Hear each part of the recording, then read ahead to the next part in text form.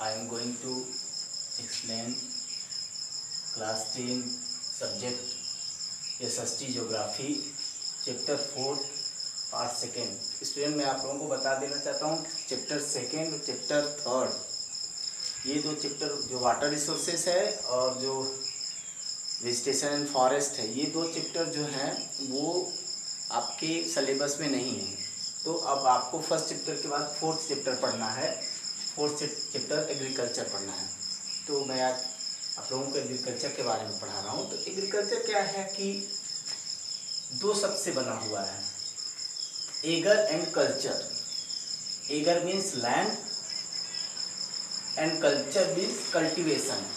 It means इसको मिलाकर के देखें तो इसको कहेंगे टिलिंग ऑफ सॉयल, खेत की जुताई करना या खेत की खुदाई करना, या इन सबको मिलाकर के हम कह सकते हैं कि खेत में खेती करना ही क्या है, एग्रीकल्चर है।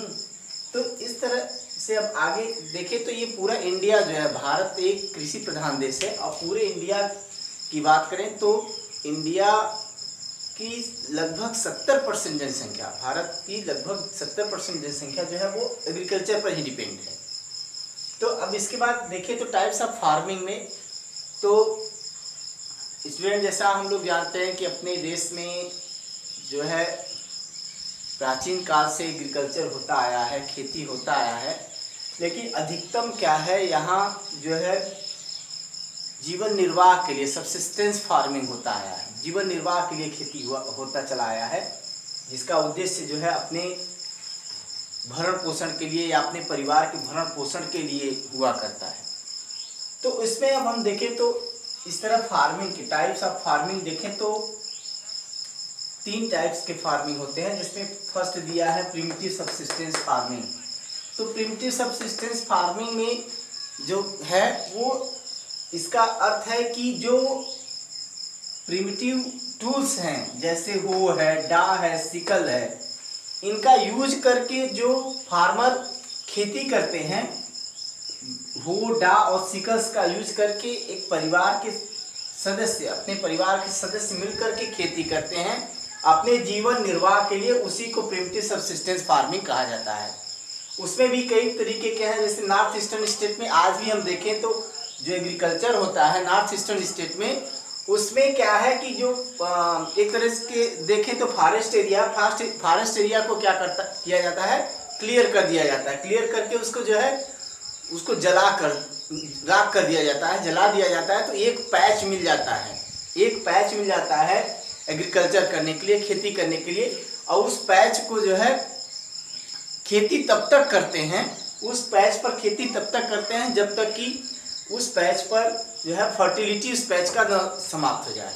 जैसे ही फर्टिलिटी समाप्त हो जाता है वो अगले पैच के लिए जो है वहीं क्लियर करके जो है फिर से उसको वहाँ जला करके फिर एग्रीकल्चर करने लगते हैं। तो इस तरह जो है प्रिमिटिव सबसिस्टेंस फार्मिंग है। और उसे स्लैश एंड बर्न फार्मिंग भी करते हैं, स्लैश एंड बर्न फार्मिंग करते हैं। तो इसमें क्या है कि स्लैश एंड बर्न में उसको जो है अलग अलग पैच को जला करके फिर अगले पैच के लिए ट्रांसफ़र होते रहते हैं, क्योंकि उन्हें जो है किसी भी तरीके का जो है केमिकल फर्टिलाइज़र या जो है मैन्योर यूज करने की क्वालिटी नहीं मालूम होती है कि इसका जो है फर्टिलाइज़र और मैन्योर का यूज़ करके हम उस ज़मीन का जो है फर्टिलिटी मेंटेन कर सकते हैं। तो इसलिए वो जो क्या है एक पैच पर एग्रीकल्चर करते हैं, फिर उसको ट्रांसफ़र करके अगले पैच पर जो है एग्रीकल्चर करने लगते हैं।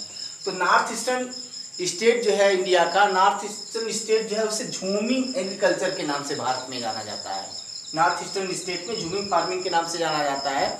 और इस तरह फिर देखें तो जो मैक्सिको है, मैक्सिको में मिल्पा के नाम से जाना जाता है। सेंट्रल अमेरिका में कोनकू के नाम से जाना जाता है। इसी तरह भारत नहीं पूरे विश्व के अलग अलग देशों में झूमिंग एग्रीकल्चर या स्लैश एंड बर्न एग्रीकल्चर को अलग अलग नामों से जाना जाता है।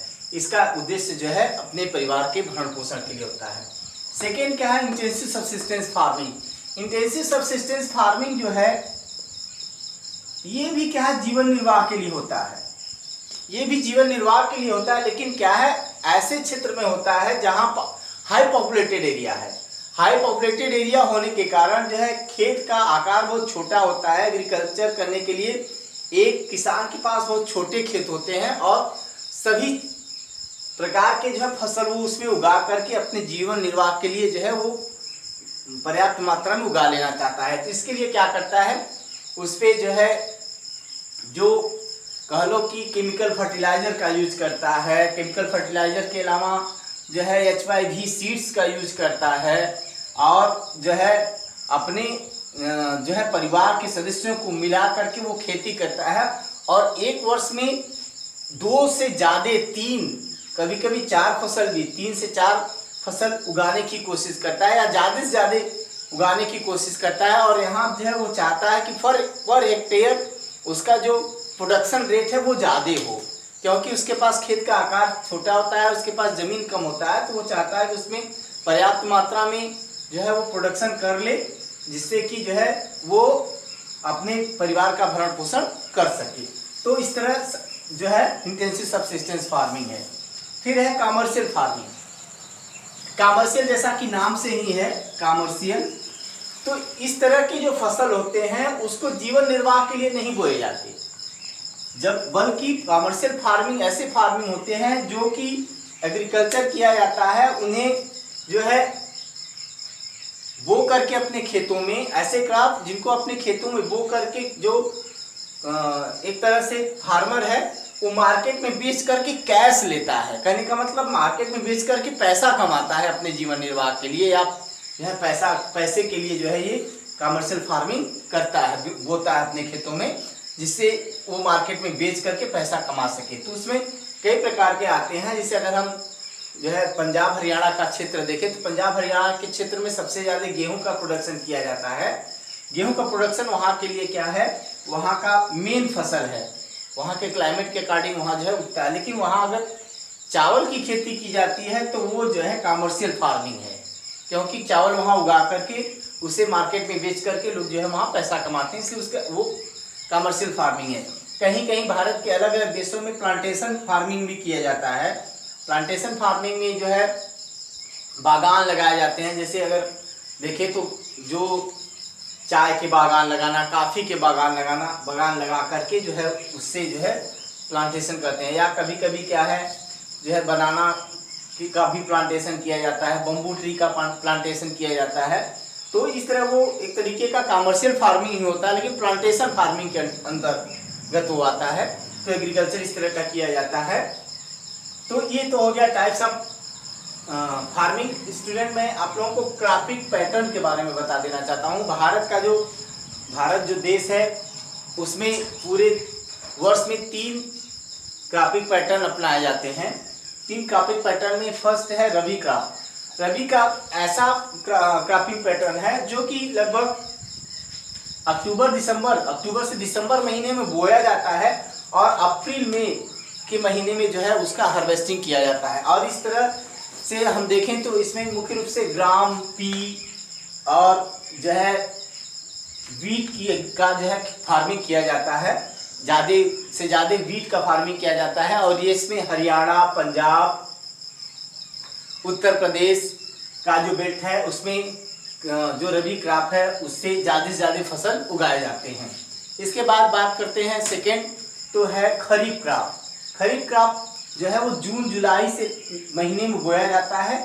तो खरीफ क्रॉप एक तरह से कहें तो मानसून विंड पर या मानसून रैन पर डिपेंड होता है। जब मानसून रैन होता है तो जैसे ही फर्स्ट ड्रॉप पड़ता है मानसून रैन का, चाहे वो जून में पड़े या जुलाई महीने में, वो मान के चलते हैं 15 जून तक, 15 जून तक जो है मानसून भारत में आता है। 15 जून से लेके 15 जुलाई के बीच में जो है खरीफ क्रॉप बोया जाता है और सितंबर से लेके अक्टूबर महीने में इसको जो है हार्वेस्ट कर लिया जाता है। इसमें मुख्य रूप से देखें तो जो सीरियल्स हैं जिसमें हम देखें तो मेन जो है उसमें राइस आता है। इसके अलावा राइस के अलावा जो है कार्न है, मैज है, ज्वार है, बाजरा है, इस तरह के फसल जो है खरीफ क्रॉप में बोए जाते हैं। इसके बाद जो है जायद क्रॉप जो होता है वो सभी जो है फार्मर नहीं कर पाते।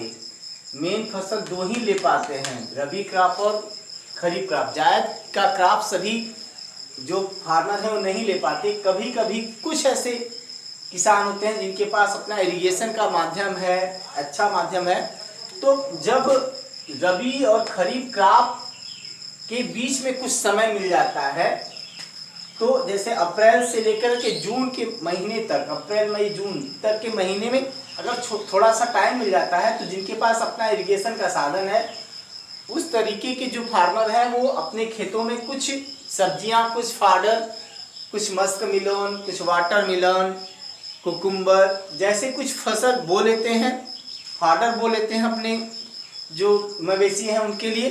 तो इस तरह में जो है जायद की क्रॉप जो है वो उगा लेते हैं। इस तरीके से तीनों काफ़ी पैटर्न कंप्लीट होता है एग्रीकल्चर स्टूडेंट। आज के वीडियो में इतना ही, अगले वीडियो में मैं आप लोगों को अगला पार्ट बताऊंगा। That's all.